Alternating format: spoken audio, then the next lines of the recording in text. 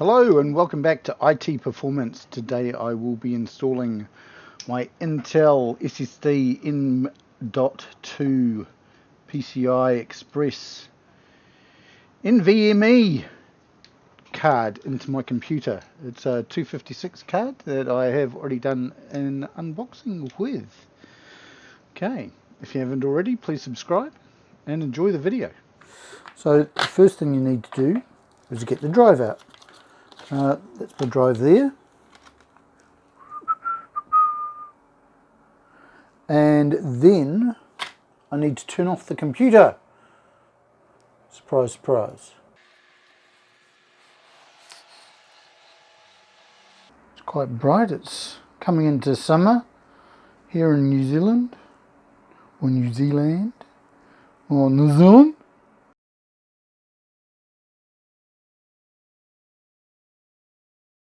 Take the side off. Now, different motherboards handle the bandwidth allocation differently. So always check your motherboard manual for what needs to be done in order for you to install your M.2 drive. For example, the bandwidth required on my particular motherboard, I'll just turn off the power supply at the back, requires,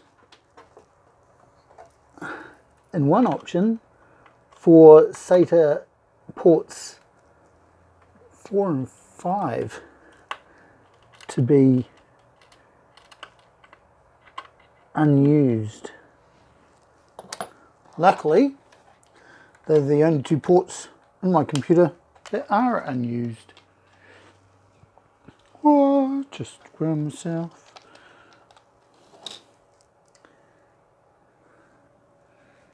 Okay.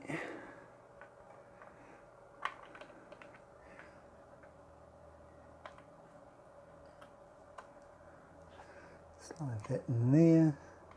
Put that there like that.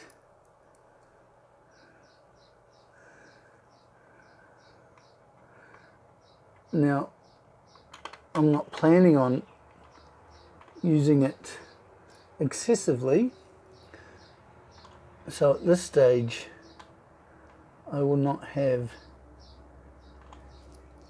any heatsink on it. We'll see how we go. Actually, that's going to be interesting. I may have to shift it in the future because I am planning on getting a water block that covers the CPU and the VRMs and stuff on the motherboard, and if doesn't support the M.2 slot, that'll be interesting. Okay, so that's in. Let's power it up and see if things explode.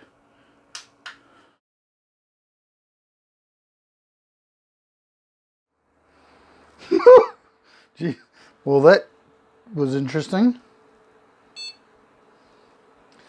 I think that's just my Gigabyte motherboard doing a check, and when it loses absolute power. So if you pull the full cable out, it does that check on the first boot. So after rebooting my machine and going into Disk Manager, the drive shows up quite nicely without any fuss, and my BIOS actually handles it completely separately with regards to legacy or UEFI booting to the SATA drives, which is nice.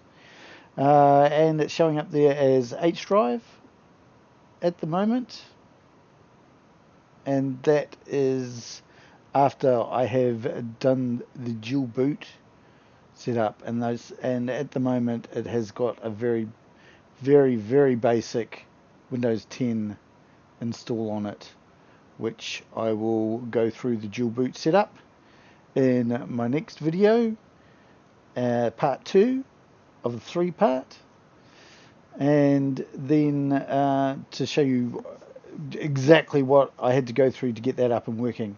In the end, it was pretty simple, but there was a bit of a rigmarole because it was the first time I've had to do it. Yeah, so if you like the video, hit the thumbs up, and if you haven't, please subscribe. Okay, cheers. Bye.